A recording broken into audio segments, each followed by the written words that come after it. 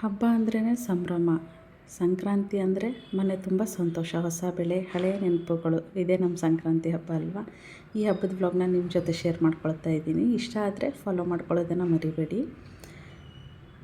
ಸಂಜೆನೇ ಹೋಗ್ಬಿಟ್ಟು ಹಬ್ಬಕ್ಕೆ ಏನೇನು ಬೇಕು, ಅವರೆಕಾಯಿ, ಕಬ್ಬು ಎಲ್ಲನೂ ತಂದಿಟ್ಕೊಂಡ್ವಿ. ಕಡಲೆಕಾಯಿ ಎಲ್ಲ ನಾನು ನನ್ನ ಮಗ ಕೂತ್ಕೊಂಡು ಅವರೆಕಾಳು ಬಿಡಿಸ್ಕೊಂಡ್ವಿ. ಹಾಗೆ ಕಡಲೆಕಾಯಿನ ನೀರಲ್ಲಿ ನೆನೆಸಿಡ್ತಾ ಇದ್ದೀನಿ. ಗೆಣಸು ಮತ್ತು ಕಡಲೆಕಾಯಿ ನೈಟೇ ನೆನೆಸಿಡ್ತಾ ಇದ್ದೀನಿ.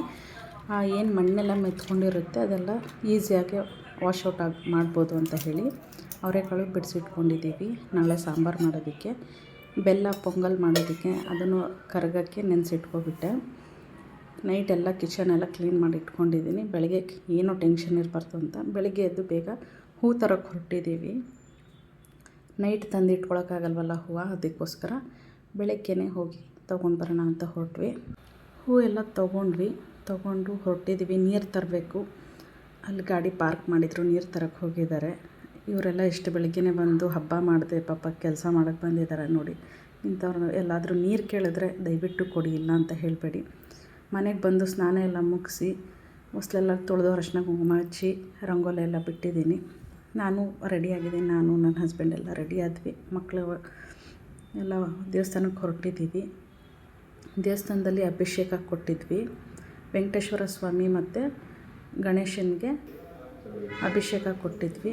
ಅಲ್ಲಿ ಮಕ್ಕಳಿಗೆ ಆಶೀರ್ವಾದನೂ ಸಹ ಸಿಕ್ತು. ಒಳ್ಳೆಯ ದಿನ.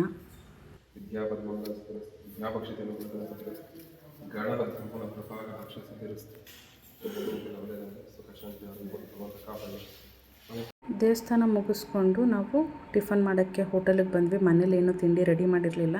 ಹೋಗಿ ಮಾಡೋಷ್ಟರಲ್ಲಿ ಲೇಟ್ ಆಗುತ್ತೆ ಅಂತ ಹೇಳಿ ಹೋಟೆಲಲ್ಲೇ ತಿಂಡಿ ತಿಂದ್ವಿ. ಮನೆಗೆ ಬಂದಮೇಲೆ ನಾನು ಅವರೆಕಾಳು ಸಾಂಬಾರು ಮಾಡಿದೆ ಮಧ್ಯಾಹ್ನ ಊಟಕ್ಕೆ.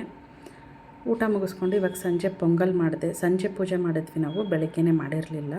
ಎಳ್ಳು ಬೆಲ್ಲ ಎಲ್ಲ ಮಿಕ್ಸ್ ಮಾಡಿಟ್ವಿ. ಮನೆಗೆ ಹೊಸ್ಲಿಗೆಲ್ಲ ಅಲಂಕಾರ ಮಾಡಿ ತೋರಣ ಎಲ್ಲ ಕಟ್ಟಿ ಎಷ್ಟು ಚೆನ್ನಾಗಿ ಕಾಣ್ತಾಯಿದೆ ಅಲ್ವಾ. ಹಬ್ಬ ಅಂದ್ರೇ ಸಂಭ್ರಮ ಅನ್ನೋದು ಇದಕ್ಕೇ. ದೇವ್ರ ಮನೆಯೂ ಅಲಂಕಾರ ಮಾಡಿ ನೈವೇದ್ಯಕ್ಕೆಲ್ಲ ಇಟ್ಟು ಪೂಜೆ ಮಾಡಿದ್ವಿ.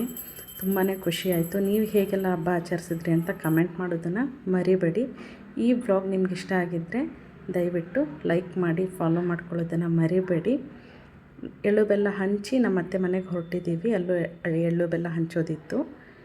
ಥ್ಯಾಂಕ್ ಯು ಸೋ ಮಚ್ ಈ ವ್ಲಾಗ್ ನೋಡಿದ್ದಕ್ಕೆ.